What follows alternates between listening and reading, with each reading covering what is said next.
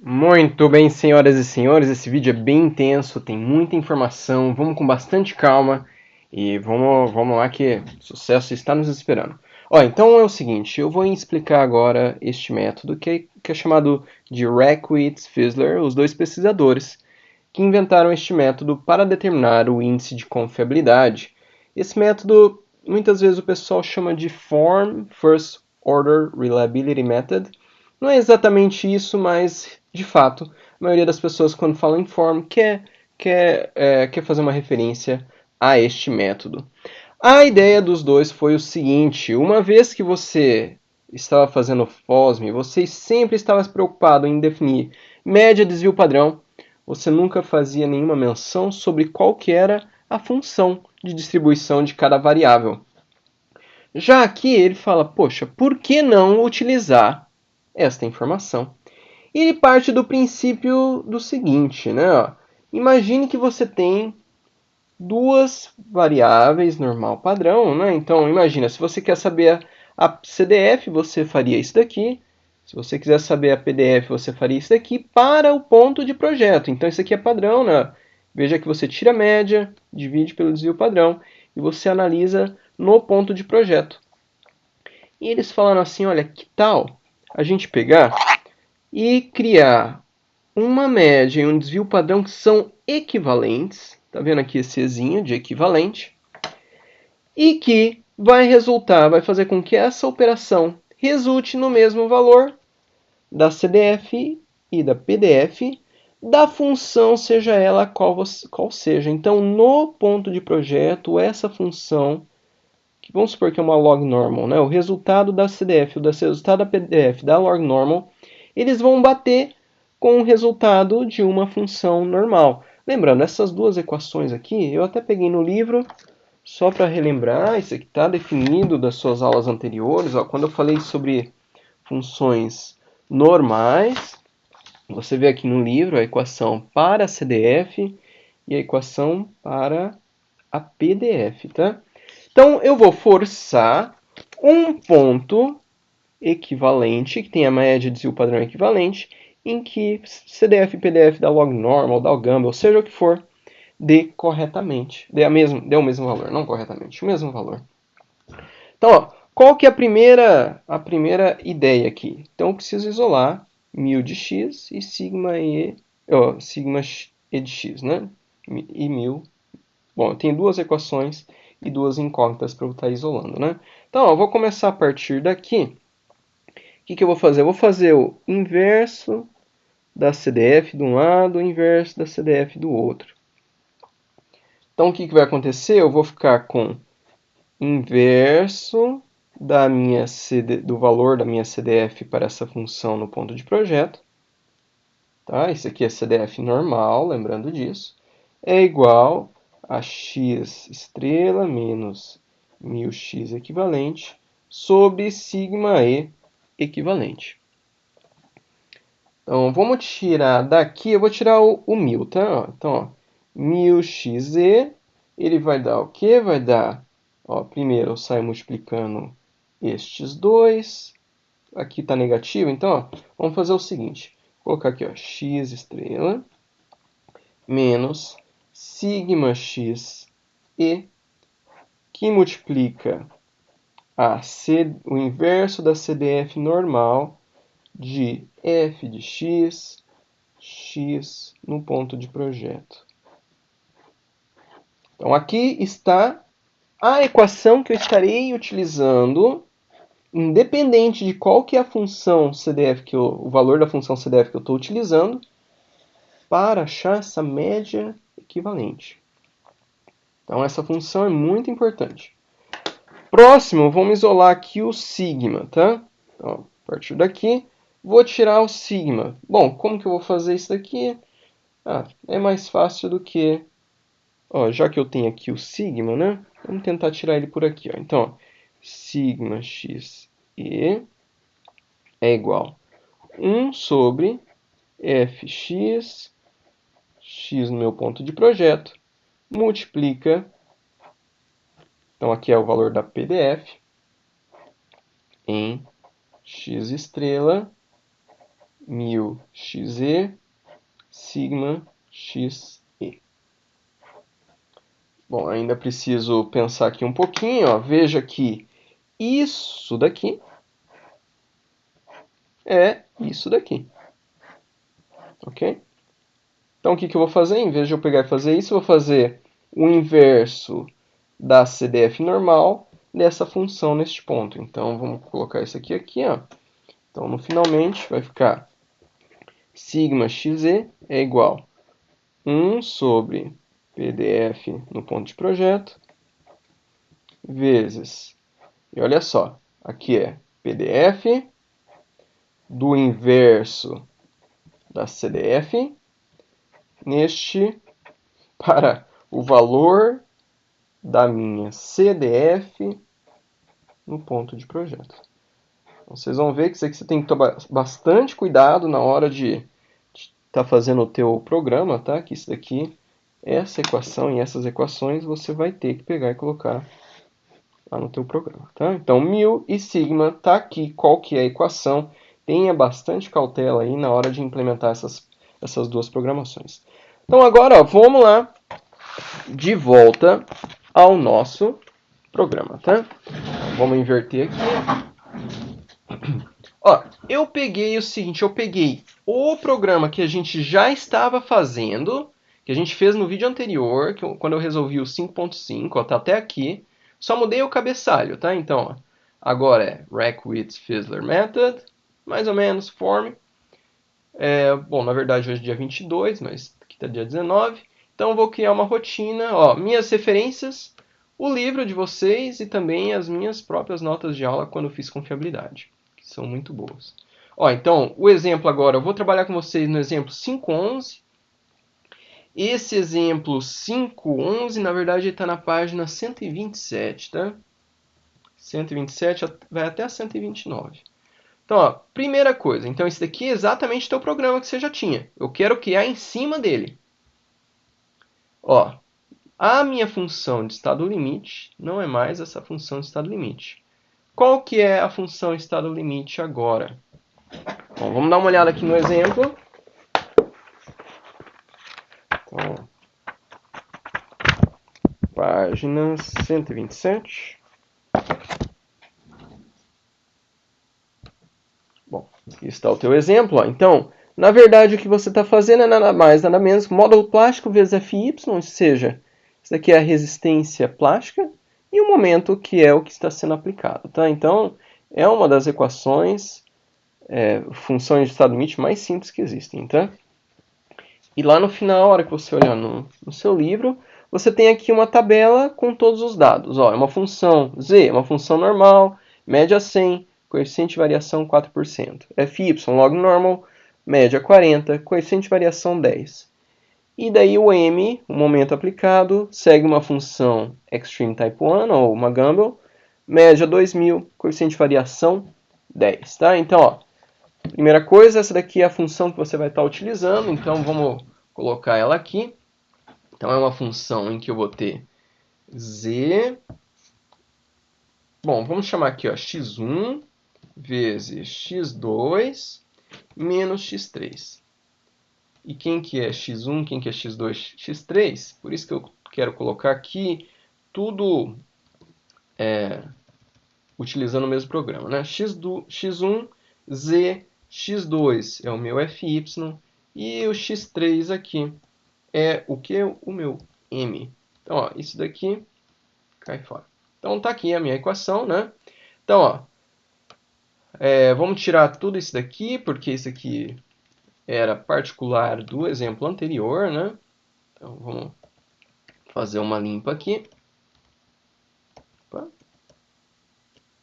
Só um pouquinho. Aqui eu quero ter certeza que você entende que saiu tudo do exemplo anterior. Ó. Então, ó, a média que você viu lá no livro era uma média de 100 e um desvio padrão, apesar que ele estava lá colocando em coeficiente de variação 4%, mas o desvio padrão aqui sai de 4, né? Então, ó, média para x2, que era o Fy, é 40, e o desvio padrão de 4 também. e x3 era 2.000 e um desvio padrão de 200. Muito bem, ó. Então, primeiro passo que eu fazia lá no método anterior era eu assumia x1 igual a média, x2 igual a média e o x3 saía a partir de isolar essa minha equação de função de estado limite, imaginando aqui que g é zero. Então, ó, veja que quando eu fizer isso daqui, o que vai acontecer? Isso daqui vai ser o meu x11 vezes o meu x21. Tá? Então, o que eu estou fazendo? Isolei o x3 aqui, fica x1 vezes x2. Então, pego aqui ó, x1 e x2 e multiplico eles.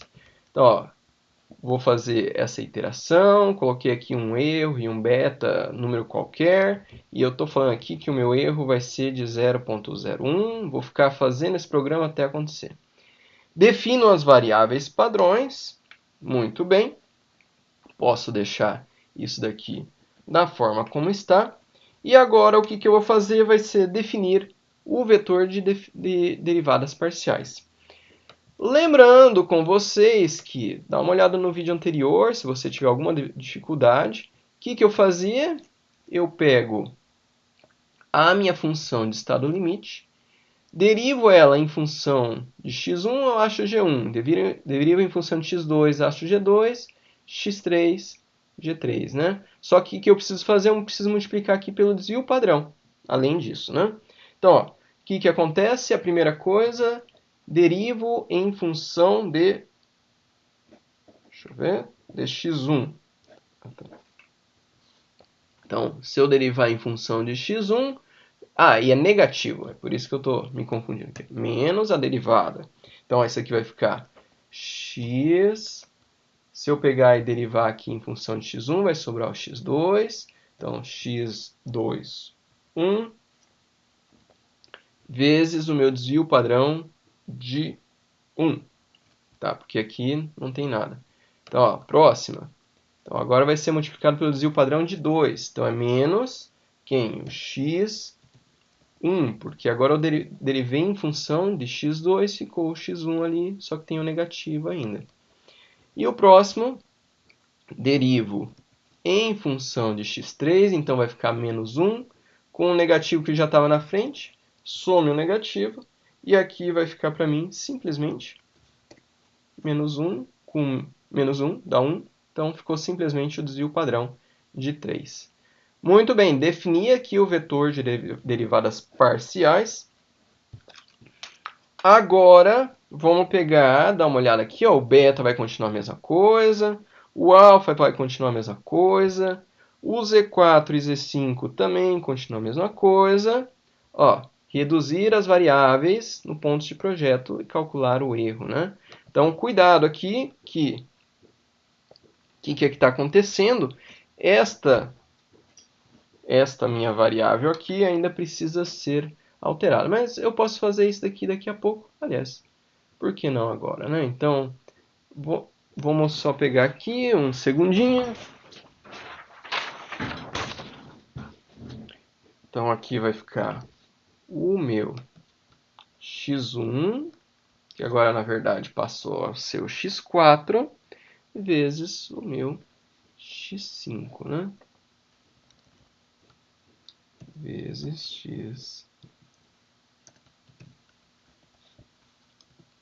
x5. Então, ó, só para relembrá-los, né? O que eu fiz aqui foi pegar e simplesmente, já que eu tenho x4 e x5, eu olho lá na função de estado limite. Na verdade, o que eu tenho é x1 e x2, então eu isolo aqui para achar quem que é o meu x3, que nesse caso passa a ser o x6, né? Porque eu estou recalculando ele. Muito bem, isso daqui está tudo bem. Olha, eu vou fazer uma coisa um pouquinho diferente que a hora que eu fui refazer esse programa, eu achei que é mais interessante. Em vez de colocar o erro em termos totais, né, vamos fazer percentualmente, tá? Então, vou pegar aqui, ó, eu vou fazer em torno do valor absoluto Então, em vez de calcular direto, eu vou calcular a porcentagem disso daqui. Mas vamos fazer aqui ó, do valor antigo, que é x31, e vou multiplicar por 100 para sair em porcentagem. Mesma coisa eu vou fazer aqui, só para sair em porcentagem fica bem melhor, né? Então, aqui eu vou pegar o beta old, o valor absoluto do beta old, e vou multiplicar por 100, só para que saia tudo em porcentagem. Se eu colocar isso aqui em porcentagem, daí aqui não coloco mais 0,01, vou colocar aqui ó, 1%. Então parece ser um valor bom. 4, 5, 6...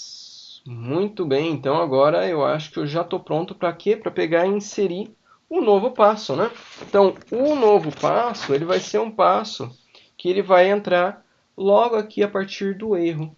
Então, o que que acontece? Eu preciso pegar e colocar as normais equivalentes, né? Então, veja bem, lá no livro você vai ver que a tua variável z, que é esse x1, ela é uma variável, vamos colocar até aqui, ó, ela é uma variável normal. Então não tem nada que eu fazer, né? Se eu vou pegar e calcular aí para z, então para meu x1, ele já é uma normal. Então o que que vai acontecer? Simplesmente o meu, vou chamar aqui de mu x1 equivalente, ele é nada mais nada menos que o M1 x1, ele é nada mais nada menos que o meu M1 x1 anterior, né? Então esse M1 x1 aqui, eu vou pegar e chamar de original. Eu vou ter que fazer uma coisinha aqui só para eu conseguir usar o mesmo código, tá? Então o que que eu vou fazer? Eu vou colocar aqui anteriormente a esse daqui. Isso, vamos colocar bem aqui, ó.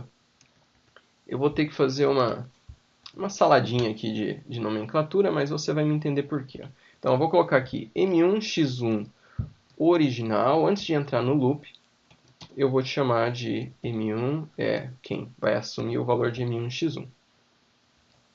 Então, ó, vamos pegar aqui o desvio padrão std x1, vou chamar de original aqui também, original. Eu vou pegar igual ao std inicial. Então, esse aqui eu estou fazendo só para entrar no meu loop aqui, como nome original, tá? Para eu não me perder. Ó, então, vamos pegar aqui. Ao invés de você ter x1, vai ser... Vou fazer com todas as variáveis, né? Vou criar um original aí. Então, estou criando aqui o 2, o 3, 3 e 3. Muito bem, ó. Então, quem que é? Já que eu estou trabalhando com a variável normal, o mx1 equivalente é igual ao original. E quem que é o std? Bom, o std de x1 equivalente, ele é igual ao std de x1 original. Muito bem, então agora estou com todo mundo aqui. Eu acho que sim. Então tá, então a x1 tá legal. Agora eu preciso pegar e trabalhar com o meu x2. Lembrando que lá no livro ele fala que o x2 segue uma log normal. Log normal. Muito bem. Então agora vamos voltar aqui um pouquinho no livro. Ó. Quando você olha na definição de uma função log normal, lá no início do teu livro, ele fala, olha, seguinte, se você quer saber qual que é a variância e a média de uma log normal, basta faça ln do que é da normal, coeficiente de variação, lembrando que é sigma sobre 1000, mais 1, e daí também ln da média menos metade da variância ao quadrado. Muito bem, o que é que eu faço? Eu pego e vou, no teu programa, eu vou ter que colocar exatamente aqui estas equações, tá? Então, vamos fazer isso daqui. Ó, eu já deixei digitado isso daí, porque na verdade começa a ficar complicado. Ó. Mas ó, x2 log normal está na página 23. E veja aqui que eu vou fazer, eu vou pegar log, a mesma equação que você viu eu mostrando para vocês no seu livro, tá? Então essa equação aqui é o que eu acabei de digitar aqui, tá? Então vou copiar. Então veja que agora o que eu passo a ter, na verdade, é quem que é o desvio padrão e a média equivalentes. Só que eu ainda preciso fazer o quê? Eu preciso pegar e, na verdade, equivalente para log normal, né? Mas eu preciso ainda colocar dentro dessa equação aqui. Porque, de fato, eu tenho o valor da minha média e do meu desvio padrão, mas agora eu preciso pegar e calcular no ponto de projeto, né? Então vamos fazer isso daqui, ó. Eu já deixei essa equação pronta, porque também é outra que é muito fácil de errar. Então, ó, se você estiver fazendo aí no seu vídeo, né, para um pouco, dá uma olhada aqui, ó. Estas duas equações aqui para calcular o desvio padrão equivalente, o MU equivalente, é o que está aqui, tá bom? Não tem diferença nenhuma, se eu não errei nada, né? Então, ó, vou copiá-las e vamos passar para cá. Então, tá aqui. Tanto o x2 equivalente como o mu x2 equivalente. Lembrando, o que eu estou fazendo? Eu estou levando agora a distribuição, levando em consideração que eu sei qual que é a distribuição.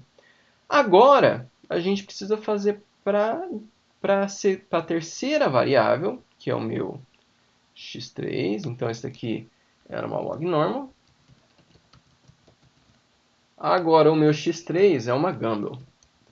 Então, a Gumbel, eu confesso assim que quando eu fui fazer a tua aula, eu não achei tão fácil assim não, tá? Então, a x3 é a tua Gumbel. E o que acontece? O teu livro ele traz uma nomenclatura, achei um pouquinho complicado. O que eu acho importante é o seguinte, a Wikipedia nunca está errada, é impressionante. Então, ó, na Wikipedia ele diz o seguinte, ó, se você quer saber a média, pegue o 1000 mais beta gama. Ah, lembrando, os parâmetros é 1000 e beta para a sua Gumbel, tá? Esse gama aqui é uma constante, é a constante de Euler-Mascheroni, desculpa. Então é só um valor, 0,5772. E também ele fala a variância é igual a sigma quadrado sobre 6 beta ao quadrado. Bom, o que eu preciso? Eu preciso pegar e saber desses parâmetros, né? Então o que é que eu vou fazer? Vamos pegar e dar uma olhada aqui, ó. Eu já mostrei, coloquei aqui, ó. Isso daqui são as informações que eu tirei da Wikipedia, tá? Para vocês.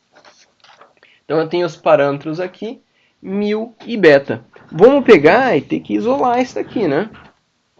O que eu quero dizer com isolar? O que eu quero saber é esse 1000 e o que eu quero saber é esse beta aqui. Então, ó, para eu saber quem que é o 1000, eu vou pegar a minha média, então, min, menos o meu beta vezes o Euler-Mascheroni. E daqui, ó, eu vou pegar e tirar o meu beta. Então, o meu beta, ele vai pegar, a variância é desvio padrão ao quadrado, tá? Então, 6 vezes desvio padrão ao quadrado dividido por π ao quadrado. Então, esse aqui é o meu beta.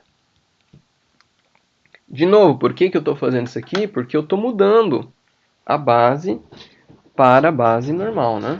Então, voltando aqui ao programa, estou na Gumbel, ó, eu já deixei essas equações prontas. De novo, se você está fazendo aí junto comigo, basta parar o vídeo aí, ó. Essa daqui e essa equação são as equações que eu acabei de mostrar para você aqui como chegar, tá? Então, tá aqui. E depois eu ainda faço o quê? Eu já vou copiar também. É a mesma equação de cima, só que agora usando a Gumbel, né? A CDF vai ser para Gumbel, assim por diante. Então eu vou dar um Ctrl+C, Ctrl+V. porque isso daqui é o que vai estar mudando ali no meu programa. Então, vamos aqui. Muito bem. Então, ó, calculei o beta, calculei o 1000. São o quê? São os parâmetros para entrar na minha função Gumbel. Esses serão importantes porque eu preciso aqui, ó, entrar com o valor da PDF, da CDF da minha função Gumbel, não é da minha função normal. Então, eu preciso pegar e trazer eles para cá. Próxima coisa que eu também preciso fazer, eu preciso pegar e falar que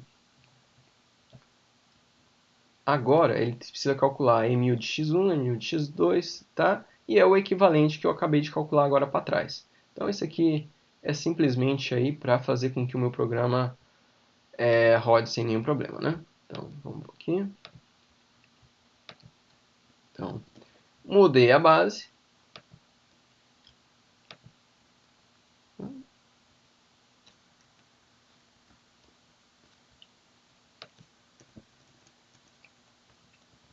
E mudei aqui também. Bom, e agora ele vai passar a usar esse M1000x1, M1000x2, M1000x3 do programa que eu já havia criado com vocês e ajustei aí o que era necessário, né? Então, ó, vamos pegar. Eu acredito que eu não esqueci nada aqui no meu programa. Eu acho que não. Então, ó, vamos rodar aqui para ver o que dá isso aqui. Opa, eu acho que ele reclamou. Então, ele está falando aqui, ó, que o indexo está errado. Então, vamos dar uma olhada na linha 69. G21, linha 69. Então, aqui está falando que é G2169. Então, estou calculando. Opa, x12, desculpa, x. Ah, claro. Ó, aqui, ó. Para cada um ele vai pegar e passar, não para, já que eu estou calculando G de I, aqui tem que ser G2 de I, G1 de I e assim por diante. Veja, debugar teu programa faz parte da vida, tá? Então, ó, vamos dar uma olhada aqui. Eu acho que no teu livro ele vai pegar e trazer aqui algumas. Vou pegar aqui.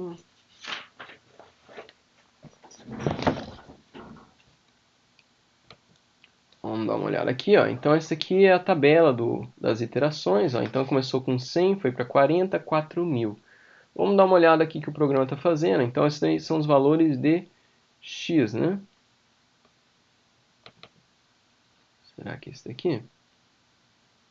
Ó, 100, 40, 4.000.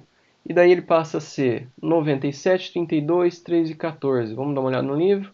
97, 32, 3.14 vezes 10 a terceira, né? Então, mesma coisa. Ó, daí ele sobe. Vamos dar uma olhada no MATLAB. 97. Todos esses valores subiram para a próxima iteração. Roda mais uma vez. 96, 32, 31, 404.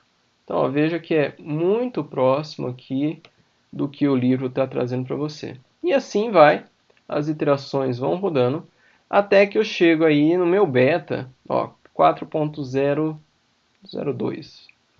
Quando eu olho aqui, para o livro, veja que tá aí, por 4.02, 4.03, assim por diante. Não está dando exatamente a mesma coisa, mas claro, tem muita conta aí para ser feita, muito erro para ser feito, né? Mas está aí. Agora, quando você pegar e tiver as suas equações de norma, que são equações desse tipo aqui, você pode colocar coeficientes para multiplicar tanto a solicitação quanto a resistência, de tal forma que esse teu beta aqui vai dar o valor esperado, ou seja, o beta, lembrando que isso aqui quer dizer a tua probabilidade de falha. E de fato, usando o método de Reckwitz-Fissler, é o método mais sofisticado aí, analiticamente, né? Muito obrigado, é isso e até o próximo vídeo. Até mais.